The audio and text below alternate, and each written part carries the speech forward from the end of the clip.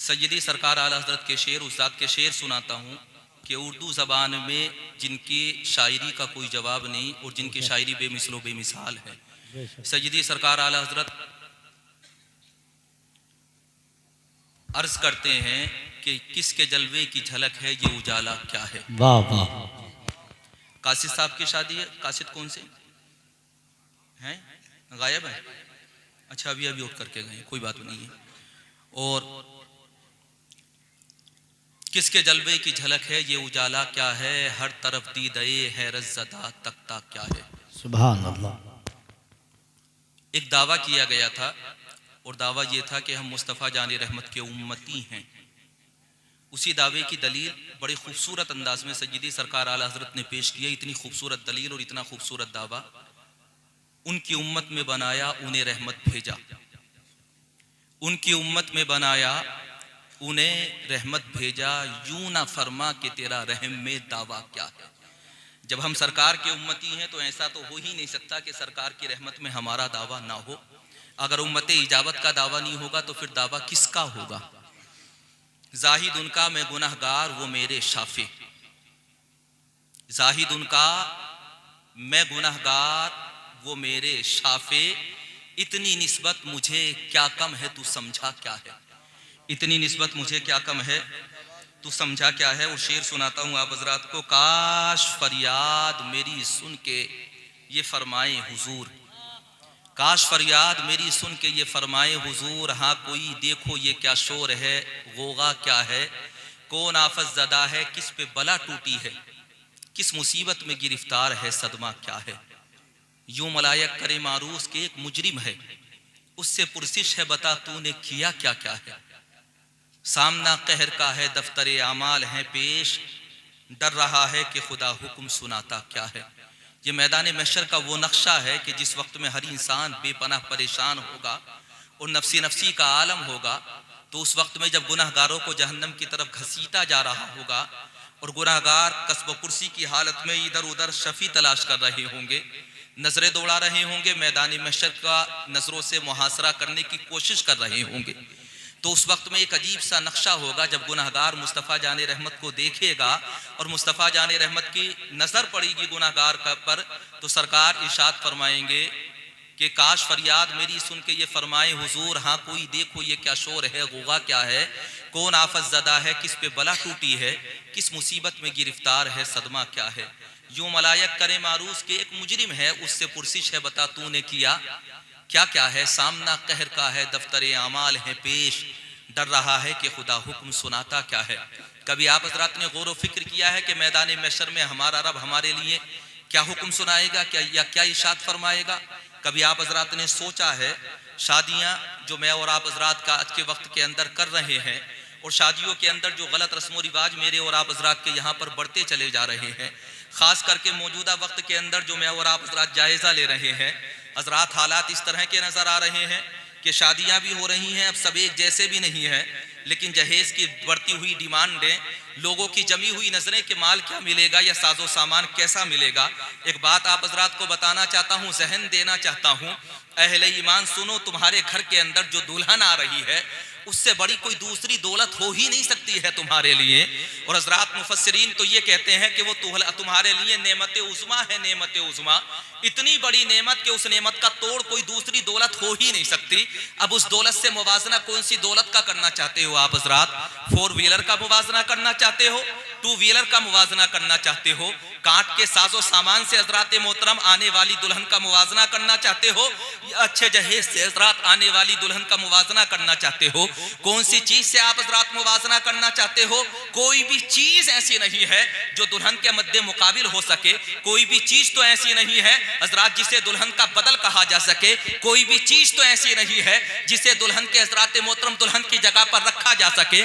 इसलिए क्योंकि ये अल्लाह की वो अजीम नेमत है जिसे अल्लाह का कुरान कहता है वमा बिकुम मिन नेमतिन फमिनल्लाह, तुम्हें अल्लाह तबारक व तआला की जानिब से जो भी नेमतें मिलती हैं वो हजरात अल्लाह तबारक व तआला ही तुम्हें अता फरमाता है। अब दुल्हन आ रही है वो भी तुम्हारे लिए नेमत है, और ऐसी नेमत है कि खुदा की कसम अगर वो सच्ची नेमत तुम्हारे लिए साबित हो गई तो तुम्हारे घर को जन्नत का नमूना बना देगी, और अगर आने वाली दुल्हन तुम्हारे लिए सहमत साबित हो गई तो तुम्हारा घर घर जहन्नम का गहवारा भी तो बन सकता है, जहन्नम का गड्ढा भी तो बन सकता है। तो एक बात को समझने की कोशिश करो, मेरे और आप हजरात के यहाँ पर दुल्हन तलाश करते वक्त में तलाश किया जाता है इस चीज को कि खानदान कैसा है, घर बार कैसा है, लड़की का हुस्न जमाल कैसा है, लड़की के घर वाले कैसे हैं, ससुर कैसा है, सास कैसा है, कैसी है। लेकिन एक जहन में तुम्हें देना चाहता हूँ, अहले ईमान सुनो, अगर तुम वाकई घर को तरक्की याफ्ता बनाना चाहते हो, अगर तुम ये चाहते हो कि तुम दुनिया के अंदर इज्जत के साथ रहो और आने वाली दुल्हन तुम्हारे लिए बाई से शर्म साबित ना हो, तो खुदा की कसम अपने घर के लिए दुल्हन दीनदार तलाश करो। अगर तुम्हारे घर के अंदर दीनदार दुल्हन आएगी तो तुम्हारा घर जन्नत का नमूना बन जाएगा और दुनिया वालों को पता चल जाएगा कि दुनिया की दौलत एक तरफ है और अल्लाह की तरफ से आने वाली नेमत उज़्मा एक तरफ है।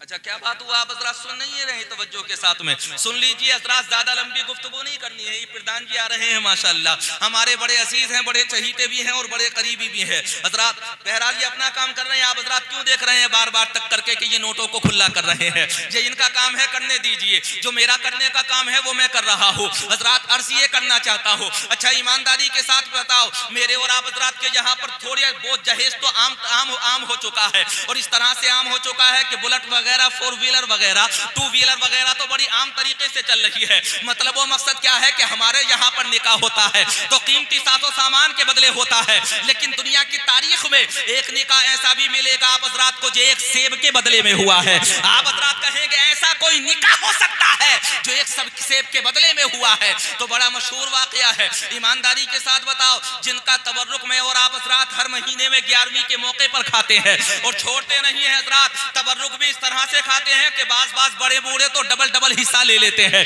हालत जहां तक है मेरे और आप हजरात के यहाँ पर कि मौका अगर मिले तो बड़े बूढ़े किसी दूसरे का नंबर भी ना आने दें। इस तरह के हालात 11वीं शरीफ के मौके पर हो जाते हैं या मुहर्रम के मौके पर आप हजरात ने देखा होगा। लेकिन एक सेब के बदले में निकाह हो रहा है। सैयद अब्दुल सालेह हजरात सफर की नियत से कहीं से जा रहे थे, दरिया के अंदर बहता हुआ सेब देखा था, बहता हुआ सेब देखा और उठा करके खा लिया। ये पता नहीं था कि सेब है किसका, लेकिन जब एहसास हुआ तो सेब के मालिक को तलाश करते हुए निकल पड़े। ईमानदारी के साथ बताओ, हमारे यहाँ पर तो जहेज पर जहेज आता है, साजो सामान पर साजो सामान आता है, लेकिन कभी मैंने और आप हजरात ने भी गौर फिक्र किया है, एक सेब खाया और सेब खाने के बाद में जब एहसास हुआ तो पलट पड़े हजरात, बाग तलाश करना शुरू कर दिया। बाग के मालिक के पास पहुंचे और बाग के मालिक ने जब देखा कि नजरें झुकी हुई हैं, बड़ा मुत्तकी और परहेजगार लड़का नजर आ रहा है, चेहरे की खूबसूरती का कोई जवाब नहीं है, सीरत का कोई जवाब नहीं है, अजीब अंदाज नजर आ रहा है, चल रहा है तो ऐसा महसूस हो रहा है जैसे दुनिया भर की नूरानियत सिमट करके इसके साथ चल रही हो। चेहरा जगमगा रहा है, पेशानी के अंदर नूरे मुस्तफा की शुआएं नजर आ रही है। बाग के मालिक ने देखा और जब नौजवान करीब गया, करीब जाने के बाद में कहा था, ऐ बुजुर्ग मोहतरम, मैंने तुम्हारे बाग का एक सेब खा लिया है जो दरिया के अंदर तैरता हुआ जा रहा था। मैं ये चाहता हूँ कि जो सेब मैंने खाया है उस पे मेरे लिए आप जायज करार फरमा दे और आप इजाजत अता फरमा दे कि जो सेब मैंने खा लिया है वो मेरे लिए जायज है। एक बात बताओ, जिन पीर का दामन मैं और आप हजरात पकड़ते हैं, उनके तकवे का, उनके वालिद के तकवे का आलम ये है कि एक सेब खाने के बाद हजरात दरिया के किनारे पैदल चलते हुए बाग तक पहुंच गए सेब को माफ कराने के लिए। लेकिन हम तो हजारों निकल जाते हैं, सैकड़ों की जमीनें खा जाते हैं, कितनों की मैदे काट लेते हैं, फिर भी हमें एहसास नहीं होता। कब होगा मुझे और आप हजरात को एहसास? एक जहन देना चाहता हूं आप हजरात को, जब तक हमें हलाल और हराम का एहसास नहीं होगा उस वक्त तक मैं और आप हजरात कामयाब हो ही नहीं सकते। सैकड़ों इबादतें कर लो, लाखों सजदे कर लो, लेकिन उस वक्त तक बेकार है जब तक मुझे और आप हजरात को हलाल और हराम का एहसास ना हो। और जब हलाल और हराम का एहसास हो जाएगा तो इबादत में भी अजीब लज्जत पैदा हो जाएगी। सजदे करोगे तो लाजवाब, रुकू करोगे तो लाजवाब, कयाम करोगे तो लाजवाब, नमाजें पढ़ोगे तो लाजवाब, रोजे रखोगे तो लाजवाब। हजरत मोहतरम अब्दुल्ला सुमई के पास पहुंच गए, से मैंने खा लिया है, माफ कर दीजिए। बुजुर्ग को हजरत नौजवान को देखा, चेहरा खूबसूरत देखा, तो अब्दुल्ला सुमई ने कहा था माफी दी जा सकती है, लेकिन पहले मेरे बाप जिसका तुमने सेब खाया है उसकी खिदमत तो कर लो, उसके दरख्तों को पानी तो लगा लो। नौजवान को देखो, एक खाए हुए सेब को माफ कराने के लिए हजरत बाग की खिदमत करना शुरू कर दिया, पेड़ों को पानी देना शुरू कर दिया, और पेड़ों को पानी देते चले जा रहे हैं। अरसा दराज गुजर गया। इसमें इख्तिलाफ है कि कितना वक्त गुजरा, 1 साल गुजरा, 2 साल गुजरे, 3 साल गुजरे। बास ने तो जहां तक कहा कि 12 साल का तवील अरसा गुजर गया। एक सेब को जो खाया था उसकी माफी के लिए हजरत वक्त गुजरता चला गया, और अब्दुल्ला सुमई करीब से उस नौजवान को देखते रहे जिसके हजरत मोहतरम तकवे का आलम यह था कि दिन गुजरता था सेब की खिदमत करते हुए, और रात गुजरती थी अल्लाह तबारक व तआला की इबादत करते हुए। ये आलम था उस नौजवान का।